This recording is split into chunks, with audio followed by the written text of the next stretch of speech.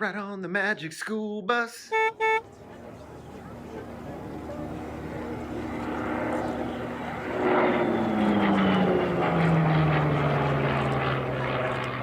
everyone, Chris here, the RC Geek, coming to you from the shop, and today we're starting a new project. This is the AD-5 Skyraider from Legend Hobby, and so this is an iteration of their bubble top design. However, it's been modified for the side-by-side seating. It's got the taller tail that the 85s had, and so yeah, really fun subject that they're bringing to the market.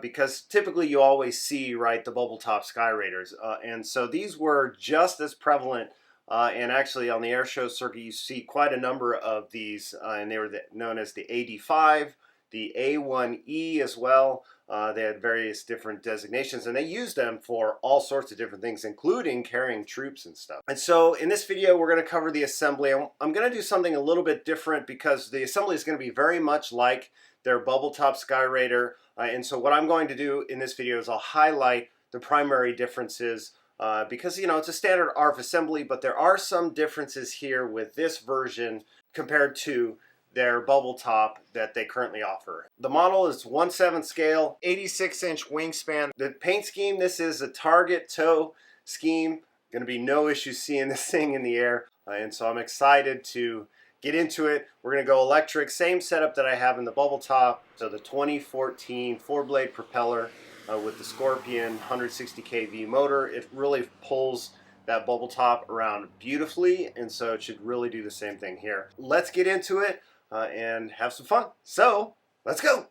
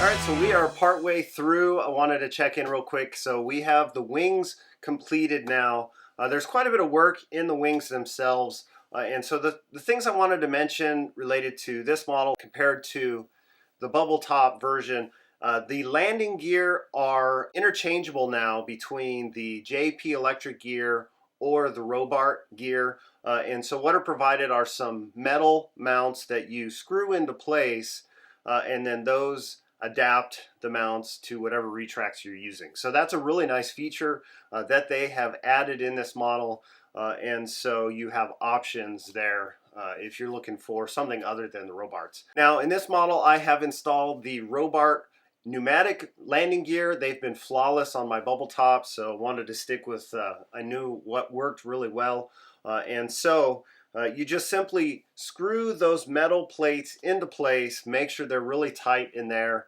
and then the landing gear literally just drop into place and you screw them in. And then from there, the AD-5 does not have the main gear doors, which is really nice that they only have the forward strut door.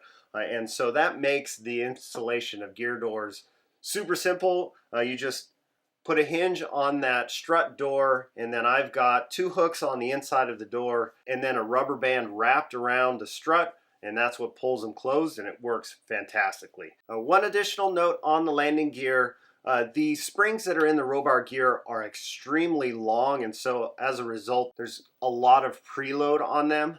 And so I pulled the springs out. I cut about 3/4 of an inch off the springs, and so that helps reduce that preload, and so they actually are better at absorbing any kind of landing shocks. I did this on my bubble top and it helped, especially on pavement, quite a bit. The other thing that I wanted to mention was related to the pylons and the payload releases. So I'm using the Legend Hobby payload release in here. It did require quite a bit of grinding to get them to drop into place. But these have been working really well on my bubble top, and so they're a really nice design. They're all 3D printed and they work fantastically. So for this model, I plan to fly with the wing tanks, and honestly I don't intend to drop those. However, I do plan to have something droppable from the centerline pylon, and so yeah, just make sure that you're routing the wires accordingly, and then when you glue those pylons on, make sure everything is aligned appropriately, and that's more or less it. It was not hard to do, but there is quite a bit of work here, and so just take your time and such. And so the last thing I wanted to mention is, the outboard wings have the ability to install 6 of the outboard pylons. I've only installed 3. I found a picture of the full-scale airplane, and it appeared that there were only 3 pylons on the outboard stations, so I wanted to mimic that. I will be covering up the holes that are still out there with a scale marking that I saw on the airplane as well. There's just going to be a black strip that covers that up, so we'll take care of that. There's no open bay structure or anything like that. And so otherwise, the servo installation is not hard. It just takes time. And so with respect to the flaps especially, make sure you've got symmetric movement. I would recommend setting them up on separate channels, just so that way you have the independent programmability left to right on the flaps. And then the ailerons were super simple. All right, so those are the things I wanted to touch on. Let's get on to the fuselage, start wrapping up this airplane. And so yeah, let's get on to that.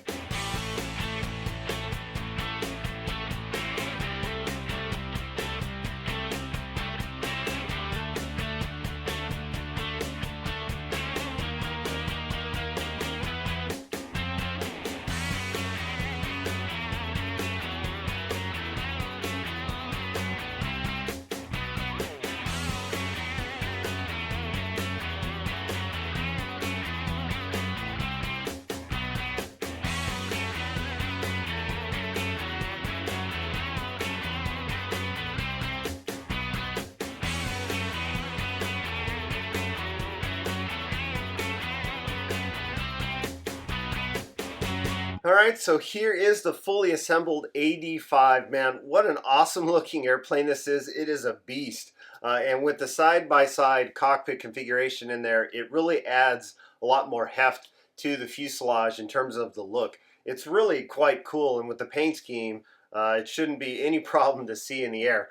Now, I do have a few finishing things I still need to do, one of them being, of course, markings. I also want to install a sound system and a dummy radial engine in the front. Haven't gotten there yet, but I'll do a separate video on that stuff because I want to do, just some quick panel lines on here, a little weathering once I have the markings, and then I'll show the sound system installation separately.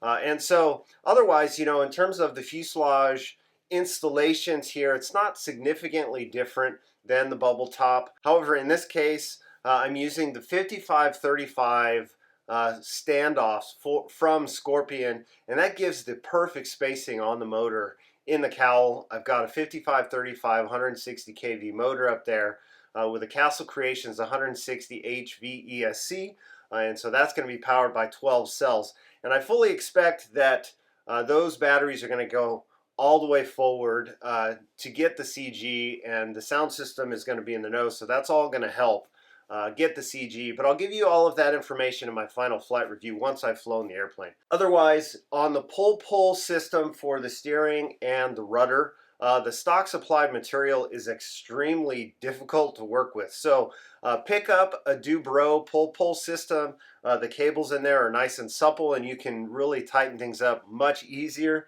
than you can with the stock supplied stuff. You get a very tight linkage there, which is really good on both the steering and the rudder. And you've got a nice big dorsal here with a nice big rudder, so I fully expect that we should be able to do some nice big knife edges too. Also, I found that the push rods were pretty tight within the sleeves for the elevator, so I ended up using Dubro 440 push rods there, and those are nice and tight as well. One of the primary differences here in this case with the AD-5 is the cockpit, they provided a wonderful assortment of parts for the cockpit, and that builds into something that just looks really fantastic, and I really appreciate that they've done that. I did add a couple pieces to the rear cockpit section because there were a couple things missing based on the research that I had done, and so I just 3D printed a couple additional pieces, but otherwise it all assembles really straightforward and just drops into place really easily. I'm using two 1/7 scale pilots from warbirdpilots.com with servos in them, and so I've got those connected to my random servo motion generator, and so those guys are moving, looking around on their own, and it's a really awesome look, and I really wanted to have the two pilots for that reason. And so for the tinted blue on the canopy, I taped that off, and then I just airbrushed it with Tamiya clear blue.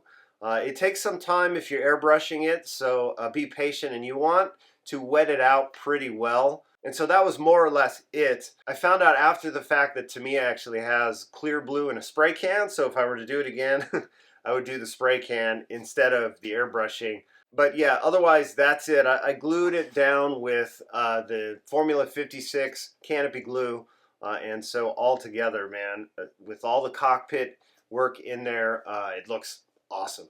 And so to finish up the look of the cockpit, I did do some dry brushing with some silver with a little bit of black just to give it a kind of worn look, but nothing too fancy really. And so to finish it all up, once I had it all together, I did put the flash guards on there, and I just screwed those into place. And what those are is to keep from blinding the pilot from the flashes you get from the exhaust if you're flying at night. Lastly, there was a picture that I found of the full-scale airplane, and it showed that it had a red hub on the propeller. So I ended up masking that off and painting it red, and I like the look of it. It's definitely different than you would normally see, like with a silver hub or something like that. And so yeah, that's more or less it on the AD-5 assembly. It is a very well engineered ARF. It went together really easily. And so I'm really excited to see once they come out with the full production model, because there were a couple things I did mention to them that I'll hopefully will get cleaned up to make it even that much easier to assemble. Otherwise, you know, I have a full detailed assembly review on the bubble top, and so the assembly is very similar between the two, which you would expect since they're based on the same airplane.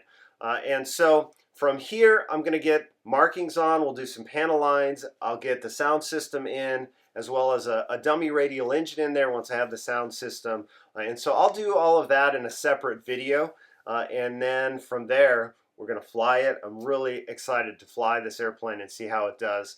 And so once I've done that, I'll give you a full flight review with all my control throws and the CG information and all of that. So yeah, I'm really excited for the next step on this. It's a really cool looking airplane, and I can only imagine what it's going to look like in the air.